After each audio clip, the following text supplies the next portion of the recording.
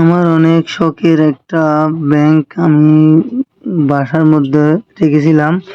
আমি দৈনিক যে টাকাটা ইনকাম করে নিয়ে আসি প্রতিদিন, ওই টাকা থেকে আমার পারিবারিক সমস্ত খরচ গিয়ে এবং সব কিছু মিটমাট করে যা এই টাকাটা আমার পকেটের মধ্যে থাকে, সেই টাকাটা আমি আমার এই ব্যাংকের মধ্যে ফেলে দিই।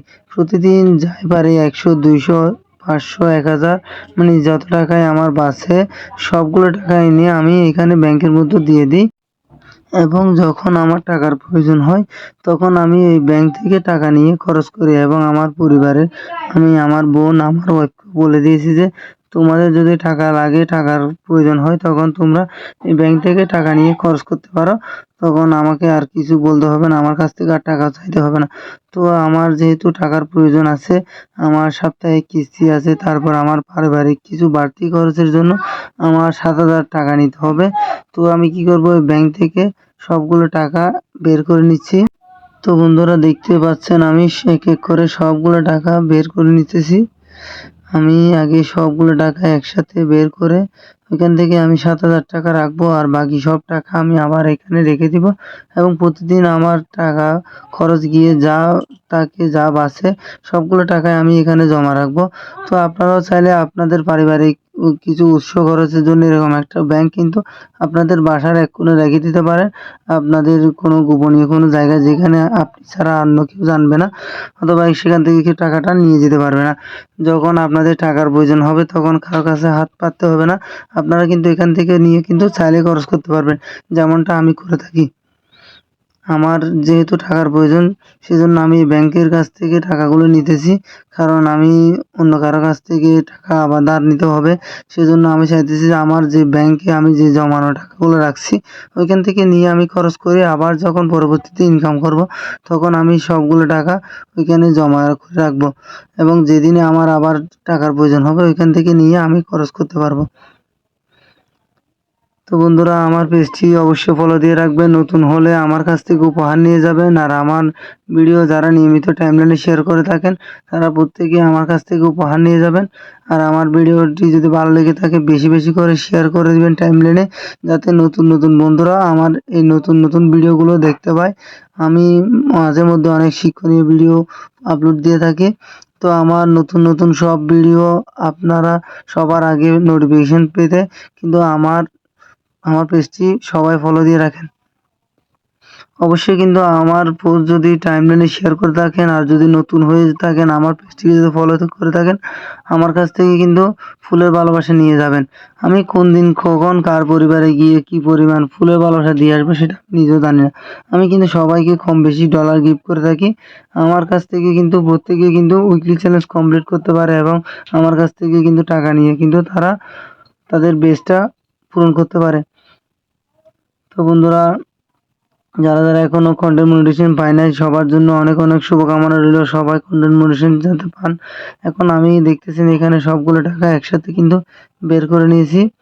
এরপর আমি টাকাগুলো গোনা শুরু করব, যে আমার এখানে কত টাকা জমা হয়েছে। ওইখান থেকে আমি ৭,০০০ টাকা নিব, আর বাকি সবগুলো টাকা কিন্তু আমি আবার ব্যাংকের মধ্যে রেখে দিব। তো আমি কি করব, সর্বপ্রথম আমি ১,০০০ টাকার নোটগুলো আমি হাতে নিয়ে নিব, একেবারে ১,০০০ টাকা। এরপর আমার হাতে যা আসবে আমি সবগুলো কিন্তু এক এক করে নিয়ে রেখে দিব। এগুলো হচ্ছে যে আমাদের নতুন টাকা, ২০২৬ সালের নতুন টাকা। আমার কাছে কিন্তু অনেকগুলো নতুন টাকা ছিল। এখানে আমাদের এখানে মন্দির দিয়ে দিয়েছে, অনেকে মসজিদ দিয়ে দিয়েছে। আসলে টাকার মধ্যে কিন্তু এগুলা দেওয়া একেবারেই ঠিক হয় নাই আমার মতে। আপনারা কি মনে করেন সেটা আমি জানি না। টাকার মধ্যে মসজিদ কিংবা মন্দির, ধর্মীয় স্থান কোনো কিছু না দিয়ে কিন্তু এখানে কিন্তু ঐতিহ্যবাহী কোনো কিছু, অথবা দেশাত্মবোধক কোনো কিছু, অথবা মনে করেন আমাদের জাতীয় পাখি, জাতীয় ফুল, এরকম স্মৃতিসৌধ, এরকম অন্য কিছু দিতে পারতো। এখানে ধর্মীয় স্থানগুলো কিন্তু না বসালেও কিন্তু পারত। কেননা এগুলো, এই টাকাগুলো কিন্তু অনেক খারাপ কাজে কিন্তু ব্যবহার হয়। অনেকের পায়ের নিচে পড়ে যায়, অনেকের পকেট থেকে পড়ে যায়, আবার অনেকে কিন্তু টাকা ছিঁড়েও ফেলে। তো আবার বিভিন্ন খারাপ কাজেও কিন্তু এই টাকাগুলো কিন্তু ব্যবহার হয়। টাকাগুলো অনেকে বেশিরভাগ ক্ষেত্রে কিন্তু পকেটে নিয়ে থাকে। তো এখানে কিন্তু মসজিদ বলেন কিংবা মন্দির বলেন, আমাদের যে ধর্মীয় স্থানগুলো আসলে এগুলো দেওয়া একদম উচিত হয় নাই। এগুলো না দিলে কিন্তু আমার মতে, আমার দৃষ্টিতে অনেক ভালো হয়। কেননা এগুলো ধর্মীয় স্থান, এগুলো হচ্ছে পবিত্র স্থান। আমি চাচ্ছি না আমাদের যে পবিত্র স্থান, আমি আমাদের হোক বা আপনাদের মানে ইসলাম ধর্মের হোক, যেই ধর্মের হোক না কেন, কোনো ধর্মের আসলে ধর্মীয় স্থান এখানে টাকার মধ্যে দেওয়া কিন্তু উচিত না। এখানে অন্য কিছু দিতে পারেন, আপনারা চাইলে যে কোনো কিছু দিতে পারেন, কিন্তু ধর্মীয় স্থানটা না দিলে কিন্তু ভালো হয়। কেননা টাকাগুলো কিন্তু সচরাচর সবসময় কিন্তু ভালো কাজে ব্যবহার হয় না, এগুলো অবৈধ কাজে ব্যবহার হয়, খারাপ কাজে ব্যবহার হয়, পায়ের নিচে পড়তে পারে। তাহলে এটা অসম্মানজনক হয়ে গেল না? একটা মসজিদ বলেন, মন্দির বলেন, একটা মসজিদ যদি কোনো অবৈধ কাজে ব্যবহার হয়, অথবা একটা মন্দির ছবি যদি অবৈধ কাজে ব্যবহার হয়, এটা কত খারাপ কাজে পড়বে, কত ডাস্টবিনে পড়ে যেতে পারে, রাস্তায় পড়ে যেতে পারে, পায়ের নিচে পড়তে পারে। তাহলে কত খারাপ কাজে এই টাকাগুলো ইউজ করবে। তাহলে চিন্তা করে দেখেন, আমাদের পায়ের নিচে আমাদের ধর্মীয় স্থান, এগুলো কিন্তু খুবই খারাপ লাগবে। তো আমি আমাদের মাননীয় সরকার মহোদয়কে আমি আবেদন করব যে আমাদের বলেন যে কোনো ধর্মের, যে কোনো ধর্মের কোনো ধর্মীয় স্থান কিন্তু টাকার মধ্যে না দিলে কিন্তু ভালো হয়। এখানে আপনারা অন্য কিছু দিতে পারেন, যে কোনো কিছু দিতে পারেন, জাতীয় ফুল, জাতীয় পতাকা, মানে দেশাত্মবোধক কোনো কিছু দিতে পারেন। এখানে প্লিজ অনুগ্রহ করে আপনারা চাইলে এগুলো কিন্তু বাতিল করে দিতে পারেন। মানে এখানে যেগুলো ধর্মীয় মসজিদ, তারপর মন্দির দিয়েছেন, এগুলো সব কিছু দেওয়া থেকে একটু বিরত থাকার চেষ্টা করেন। তো বন্ধুরা দেখেন, এর ফাঁকে ফাঁকে কিন্তু আমি কিন্তু সবগুলো টাকা কিন্তু হাতে নিয়ে নিছি। একেবারে 10 টাকা, 50 টাকা, 100 টাকা, একেবারে 5 টাকা, সবগুলো টাকা কিন্তু আমি হাতে নিয়ে নিছি। এরপর আমি এই টাকাগুলো কিন্তু একসাথে গোনা শুরু করব। এর আগে আমি এই টাকাগুলো একটু ভাঁজ করে নিব, যাতে সবগুলো একটু গুনতে কিন্তু সুবিধা হয়।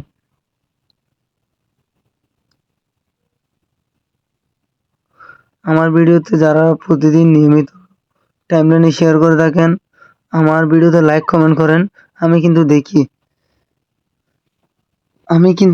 আমি তাদের প্রত্যেকের পরিবারে যাই কম বেশি, হয়তো কাজের ব্যস্ততার কারণে কিন্তু যেতে পারি না, কিন্তু যখনই সময় পাই কিন্তু তখন কিন্তু আমি সবার পরিবার থেকে ঘুরে আসি। আর যেদিনে কিন্তু সবাইকে ফুল দেওয়া শুরু করি, সেদিন আর কোনো কারো পরিবারে কারো লাইভে কিন্তু যায় না, শুধুমাত্র ফুল দিতে থাকি। আমার ফুল দিতে দিতে একেবারে হাত ব্যথা হয়ে যায়। এই যে বন্ধুরা দেখতেছেন, আমি টাকাগুলো গুনে নিচ্ছি, এখানে সর্বমোট কত টাকা হয়েছে, ওইখান থেকে আমি 7,000 টাকা গুনে নিব, বাকি সবগুলো টাকা এখানে দিয়ে রেখে দিব। আবার পরবর্তী দিন থেকে আমি আবার ওইখানে টাকা জমাবো, আবার টাকা ফেলবো। আবার পরবর্তীতে কখনো যদি আমার টাকার দরকার হয়, টাকার প্রয়োজন হয়, আমি এখান থেকে নিয়ে খরচ করব।